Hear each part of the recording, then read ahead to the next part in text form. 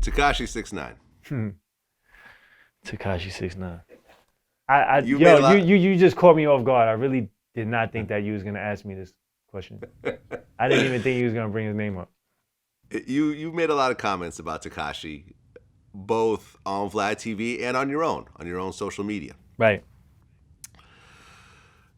You predicted early on that Tekashi 6ix9ine will snitch on everybody. Yeah, but I feel like everybody predicted that. I mean, that's not like, you know what I mean? That was a no-brainer right there. Well, since our last interview, Tekashi got 2 years. Do you feel that that's a surprising amount of time, or did you think he was going to get about that? I feel like he was about to get it about that.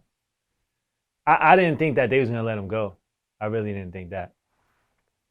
I definitely didn't think that because I feel like, at the end of the day, the judge and, they also have to make some type of statement, you know what I'm saying? Like in terms of you're not going to just get clean free. So I feel like they had to, it was so televised that, to just let him go would be kind of like,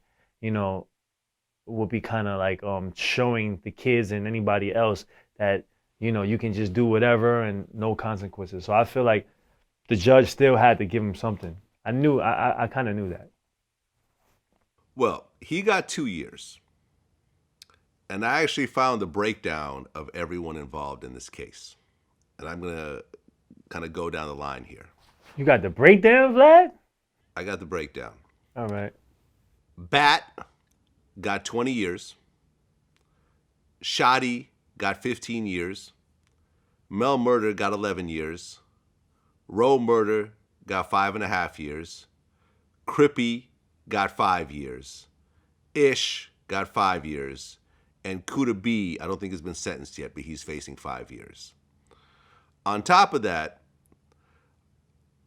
Harv and Nuke both went to trial. Like all the other people I mentioned, the other 10 people, they all took plea deals. These two guys, who I guess were involved in the kidnapping, they went to trial. Tekashi took the stand and testified against them. And they both were found guilty. Harv is facing life, and Nuke is facing 20 years. Free Nuke, free Shotti, free all of them, man. You know what I'm saying? Free all of them. 12 people went down around Tekashi, who I honestly feel was the ringleader. That's how I feel too.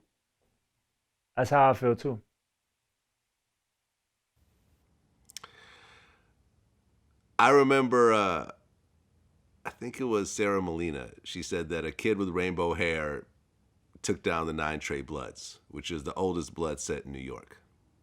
Matt, really, I kind of feel really sad because I feel like in a way these grown men were manipulated by this little rainbow head kid. They was manipulated by money. They was manipulated by a lifestyle that they were now a part of just by being with him. It's just, like you said, money and fame will make people do a lot of things. She's right. I mean, I think that's valid. Here's my thing, right? I feel like, honestly, Tekashi didn't have to tell. I feel like if he didn't tell, he would have got maybe 3 years, something like that, 5 years even, something like that. And I feel like if he didn't tell, those numbers probably would have went down a lot drastically, right? So all of them probably would have. If you see the numbers, one person got 20, and everybody else got 5, right? Besides Mel Murder, you said Mel Murder got 10 or something like that. I think Mel Murder got 11, Shotti got 15. Right. So I think all of those numbers would have drastically went down if he didn't testify, right? So I feel like all of those numbers would have went down. He would have probably been able to do 2 years without telling. You know what I'm saying? If all of them would have just stuck it, kept it a buck, you know what I'm saying? And he didn't crack, I feel like all of those numbers would have went down and he would have still been going home around the same time that he's going home now, maybe a little bit more, I don't know, maybe a little less.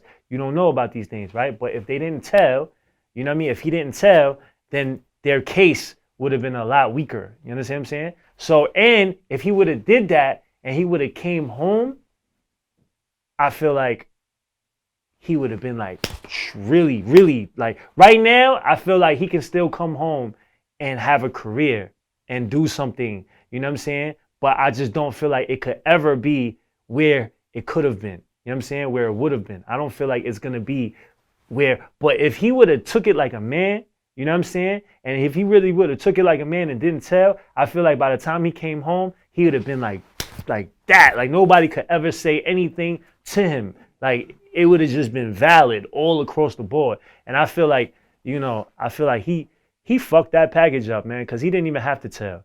You know what I mean? Shout out to Shotti. Shout out to all of them. I know he's in there. You know, my bro Millies who's here. You know what I'm saying? He's in contact with him. Shout out to Shotti, man. You know what I'm saying? Because I feel for him. I feel like Shotti fucked up in the sense that he put so much, like he just let this kid do just let him do that shit. You know what I'm saying? I feel like Shotti should have really been a little bit more control of that. You know what I'm saying? I feel like he should have definitely, you know, controlled that a lot better. You know what I'm saying? And they would have still been out here eating right now. You know what I mean? They would have still been out here eating. You can't really, at the end of the day, you can't really be like really out here in the streets and really like in beef and really doing shit and still be getting legal money. Like at the end of the day, it's gonna bump heads, and you're either gonna die or you're gonna go to jail. You just can't do both. You understand what I'm saying? And I feel like I feel like Shotti should have controlled it a lot better. You know what I'm saying? But you know, it is what it is, man. And I definitely salute him for keeping it tall. You know what I'm saying? And you know, that's how I feel. Well, Tekashi was originally facing 47 years. Yeah, but that's a number that'll strike fear in the hearts of anybody. Yeah, but he wouldn't have got that. Facing 47 years and getting 47 years is totally different. You know what I'm saying? Like how much was Shotti facing? Yeah, probably a lot more. Yeah. Right. 60 years life, maybe. Yeah. Right. So what I'm saying is that the facing is just the get you scared thing. You know what I'm saying? That's just the tactic. You're facing this. That doesn't mean you're gonna get it. You know what I'm saying? Crippy, well, he got 5 years. What was he facing? Crippy got 5 years.